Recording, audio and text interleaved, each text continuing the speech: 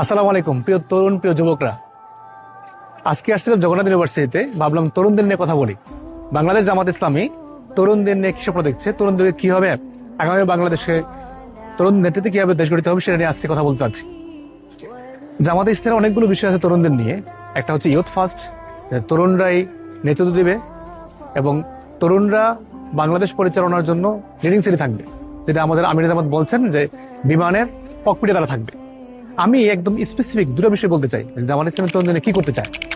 একটা বিষয় হলো আমরা তরুণদের দক্ষতা দিব এবং এই দক্ষতার মাধ্যমে সে তার কর্মজীবনে তার কর্মসংস্থানের ক্ষেত্রে একটা সিগনিফিকেন্ট পরিবর্তন হবে। এই জন্য আমরা একটা লম্বা প্ল্যান নিয়েছি যে আমরা 1 কোটি যুবককে, যারা হয়তো এসএসসি পাস করেছে তাদের থেকে শুরু করে আমরা উপরের দিকে বা আরো যারা নিজ দিকে পড়াশোনা করেছে পড়াশোনা করে নাই, সবাইকে আমরা স্কিল দিয়ে তার উপযোগীকে আমরা কর্মসংস্থানকে ব্যবস্থা করতে পারি। জন্য আমাদের ফার্স্ট প্রায়োরিটি হচ্ছে দক্ষতা। সেকেন্ড হচ্ছে আমরা চাকরির বাজারে বৈষম্য পুরোপুরি দূর করতে চাই।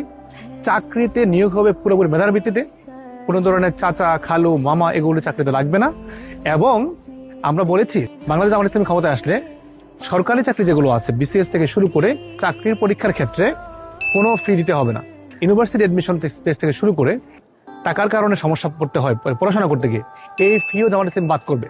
আমি এসব করে দেখেছি যে এই টাকাটা বড় কোনো অ্যামাউন্ট নয় এবং এই টাকাগুলোর, এই যে অ্যাডমিশন ফি বা চাকরিতে নিয়োগ ফি, এই টাকাগুলোর একটা বড় অংশ অপচয় হয়। আর এই টাকাগুলো দিতে গিয়ে আমার কৃষকের এক সন্তান, আমার দিনমজুরের এক সন্তান, তার পড়াশোনা তার চাকরি এটা পাওয়াটা খুব কষ্ট হয়ে যায়। এই জন্য আমরা এখানে একটা সিগনিফিকেন্ট পরিবর্তন করতে চাই। আর সব মিলে আমরা চাই একটা মানবিক, বৈষম্যহীন, নিরাপদ এবং সবার জন্য বাংলাদেশ।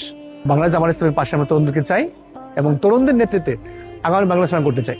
সবাইকে ধন্যবাদ।